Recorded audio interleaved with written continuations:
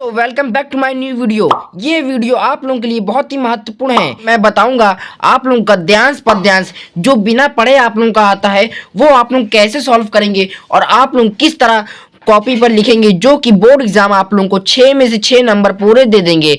और आप लोग पद्यांश और गद्यांश दोनों सॉल्व कर कर पूरा 12 के 12 नंबर पूरे फिक्स कर लीजिए अभी के अभी। अगर आप लोगों के बोर्ड एग्जाम में बिना पढ़े गद्यांश पद्यांश आ गया तो उसको आप लोग कैसे सॉल्व करेंगे ये मैं आप लोगों को बताता हूं।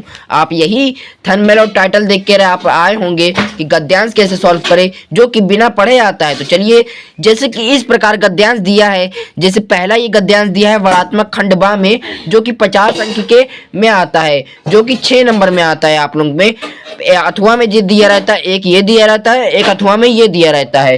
ठीक, 2 दिए रहते गद्यांश, इसमें से कोई एक करना रहता है। तो चलिए हम लोग देखते हैं। पहले आप लोगों को मैं इसमें समझा देता हूं। जैसे कि आप लोगों को 3 से 4 लाइन 5 लाइन का मिलेगा या 6 लाइन का एक पैराग्राफ मिलेगा हिंदी में, और उसमें यहाँ पर जैसे रेखांकन दंशों की व्याख्या जो करनी रहती है वो आप लोगों को यहाँ से यहाँ तक 2 या 3 लाइन की मिल जाएगी या फिर आधी। जैसे कि मैं ये क्वेश्चन जो लाया हूँ आंसर, इसका मैं क्वेश्चन आप लोगों को दिखा देता हूँ किस प्रकार ये पूछा जाता है बोर्ड एग्जाम की विद्या क्वेश्चन बैंक 2025 की, जो कि टॉपर वाली है। तो आप लोग देखिए, जैसे कि यहाँ पे विश्वास पात्र मृत जो पूछा गया है इसमें पूरे के पूरे अंडरलाइन किए गए हैं। और क्वेश्चन में ज़्यादातर पेपर में या ऊपर वाला पूछा जाता है या नीचे वाला, तो मैंने नीचे वाला मैं आप लोगों को बताऊंगा। जैसे कि इस प्रकार क्वेश्चन पूछा जाएगा। देखिए 2016, 18, 20, 2022, 23, 24, 25 में 24 में भी आई थी ये और 25 में भी आएगी। देखिए सबसे पहले आप लोगों को क्या करना है, जैसे कि विश्वास पात्र मित्र, आप लोगों के चैप्टर का मित्र क्या है, मित्रता नाम है। तो अगर मित्र आ गया या दोस्ती आ गई या पवित्र आ गया या सच्चे मित्र आ गया या दोस्ती की बातें आ गई, अच्छी अच्छी बातें आ गई, तो आप लोग चैप्टर का नाम याद कर लीजिएगा मित्रता। और इसके लेखक कौन है, आचार्य रामचंद्र शुक्ल। तो चलिए देखते हैं आप लोग इसको कैसे लिखेंगे। देखिए इसको आप लोग लिखेंगे संदर्भ करके लिखेंगे, प्रस्तुत गद्यांश हमारी पाठ्य पुस्तक हिंदी के गद्य खंड में मित्रता नामक पाठ से लिया गया है और इसके लेखक आचार्य रामचंद्र शुक्ल जी हैं। चलिए हम लोग का संदर्भ हो गया जो कि यहाँ पर 2 नंबर का आता है। 2 नंबर में ये पूछ लिया जाएगा और बाकी के जो यहाँ पे नंबर हैं वो हम लोग देखते हैं, जो कि 3, 2, ये देखिए 3, 2, 5 और 1 रेखांकित अंशों की व्याख्या हम लोग करते हैं, जो कि इस प्रकार क्वेश्चन आपसे पूछा जाता है। जैसे हम लोग यहाँ बोर्ड एग्जाम की यहाँ से क्वेश्चन बैंक से देख लेते हैं। जैसे रेखांकित अंशों की व्याख्या में नीचे वाला बताता हूँ। जैसे कि सच्ची मित्रता आई है तो आप लोग अपने शब्दों में आप लोग पढ़ के करिए, इससे आप लोगों को आसानी मिलेगी। थोड़ा बहुत यहाँ से यहाँ तक लिख लिए और जो यहाँ से यहाँ तक आप लोगों का बीच से कॉमा से उठाकर और यहाँ तक लिख दीजिए और फिर वो क्वेश्चन चेप दीजिए, तो आप लोगों को कुछ भी नहीं होगा और पूरा के पूरे नंबर मिल जाएंगे।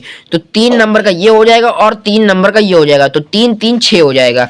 तो रेखांकित अंशों की व्याख्या आप लोग कैसे करना है, देखिए लेखक आचार्य रामचंद्र शुक्ल जी कहते हैं कि जिस प्रकार अच्छी औषधि हम आपके शरीर के लिए अनेक प्रकार रोगों से बचाकर स्वस्थ बना देती है या स्वस्थ बना कर रखती है, उसी प्रकार विश्वसनीय मित्र उस अनेक बुराइयों से बचाकर हमारे जीवन को उन्नत तथा सुंदर बनाता है।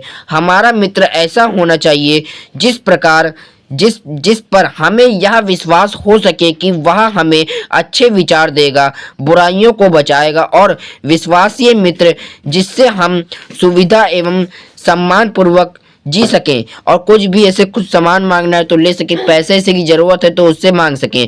ठीक, और जैसे उसको अगर आपको जरूरत है तो आप भी उसकी मदद करिए, ये मित्रता कहलाती है। तो आप लोग ये सब बातें अपने जो मन में आती है वो भी यहाँ पे लिख देंगे तो एग्जामिनर बहुत खुश हो जाएगा।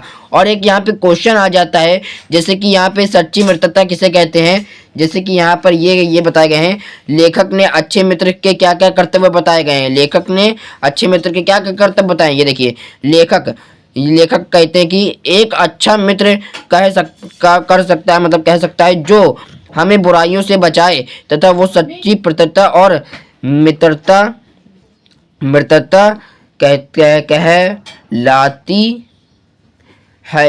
कहलाती। मैं इसमें जल्दी से लिख देता हूँ। उनको पद्यांश कैसे सॉल्व करना है, पद्यांश आप लोगों को इस तरह सॉल्व करना है, जैसे कि आप लोगों को डाल देना है प्रश्न उत्तर संख्या और यहाँ पे नंबर डाल देना है, संकेत डाल देना है, निर्गुण कौन देशवासी, संदर्भ डालना है। प्रस्तुत यहाँ पद हमारी पाठ्य पुस्तक हिंदी के गद्य खंड में संकलित काव्य खंड में सूरसागर नामक ग्रंथ से लिया गया है।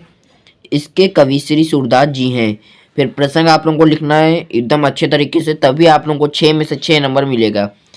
इस पद्यांश में गोपियाँ उद्धव से कहती हैं कि पिता माता पत्नी रुचि के बारे में उससे पूछती है तथा संक्षिप्त वर्णन करती है, उससे क्वेश्चन पूछती है।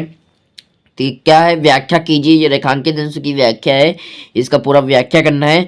गोपियाँ उद्धव से कहती हैं कि वह निर्गुण कौन ब्राह्मण का पिता तथा उसकी माता का नाम क्या है, और उस निर्गुण ब्राह्मण की रुचि क्या है, और उसका रंग कैसा है, उसकी वेशभूषा कैसी है। और कहती है कि हे उद्धव, हमें सब बातें ठीक ठीक बताओ, सब बातों का ठीक ठीक उत्तर देना। अगर जरा भी छल कपट करोगे तो अपने किए का फल अवश्य पाओगे। और ज्ञान उद्धव से ढंग रहकर रह गए जैसे, और इनका सारा ज्ञान मतलब गवार गोपियों के सामने नष्ट हो गया तथा और अनपढ़ के सामने सारा ज्ञान नष्ट हो गया। अब हम लोग चलते हैं दूसरा पद्यांश लेकर आते हैं। ये देखिए हम लोग दूसरा पद्यांश लेके आ चुके हैं क्लास 10 का। किस तरह लिखना है आप लोगों को, प्रश्न उत्तर संख्या डालना है, यहाँ पर संकेत डालना है और संदर्भ लिखना है। यहाँ पर प्रस्तुत पद्यांश गोस्वामी तुलसीदास द्वारा रचित हमारी पाठ्य पुस्तक काव्य खंड में संकलित सवयस में शीर्षक से लिया गया है। प्रसंग, इस पद्यांश में सीता के थकने और राम की सुंदर नेत्रों से आंसू आने का वर्णन किया गया है। व्याख्या यहाँ पे दिया गया है कि कवि तुलसीदास जी कहते हैं कि जब लक्ष्मण और राम तथा सीता साथ साथ जंगल में और कुछ दूर पैदल ही चले थे कि सीता जी कहती हैं कि अपने पति से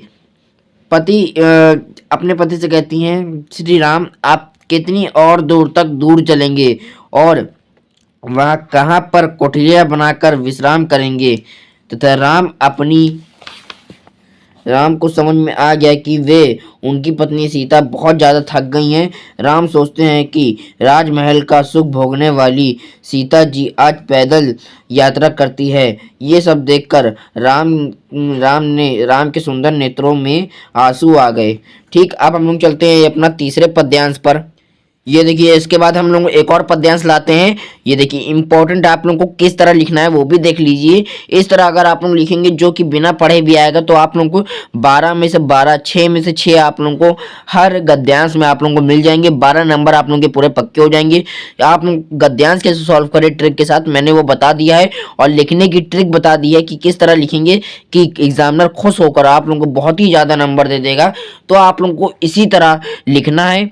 तो चलते हैं यहाँ पर कौन सा पद्यांश लेकर आए जो कि इंपॉर्टेंट है। प्रश्न उत्तर संख्या डाल देनी है और देखिए संकेत चरण कमल बंदो हरियाई वाला लिखना है डैश डैश करके।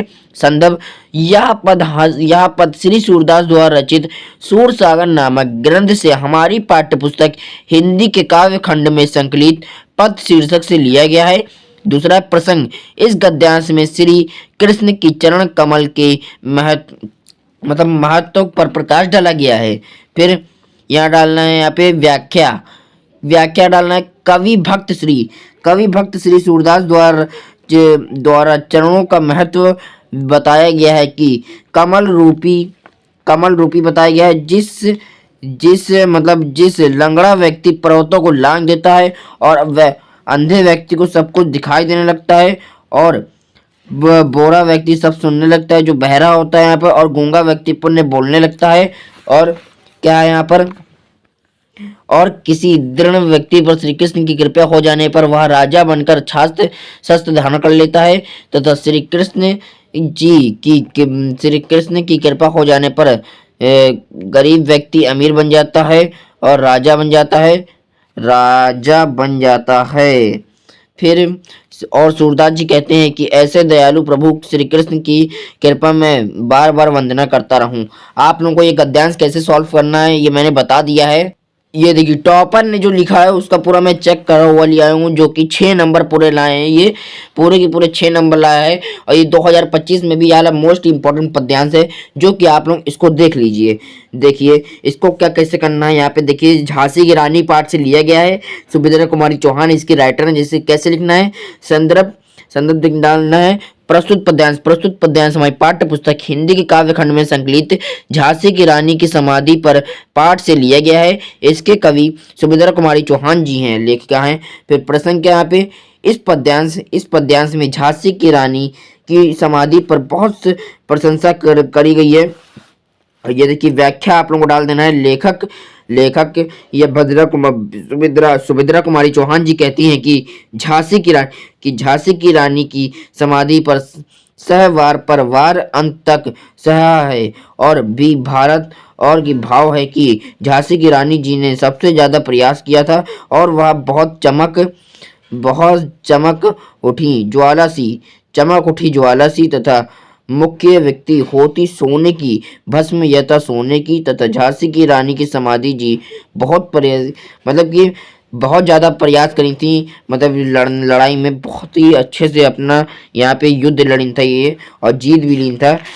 और देख सकते हैं मैंने आप लोगों को बता दिया है कि आप लोगों को अपना पद्यांश कैसे सॉल्व करना है और गद्यांश कैसे सॉल्व करना है, जैसे कि इस प्रकार है। चलिए आप लोगों को ये वीडियो कैसी लगी कमेंट में जरूर बता दीजिएगा, वीडियो को लाइक कर दीजिएगा। अगली वीडियो में मिलते हैं कोई और धमाकेदार टॉपिक के साथ। जब तक के लिए जय हिंद जय भारत दोस्तों।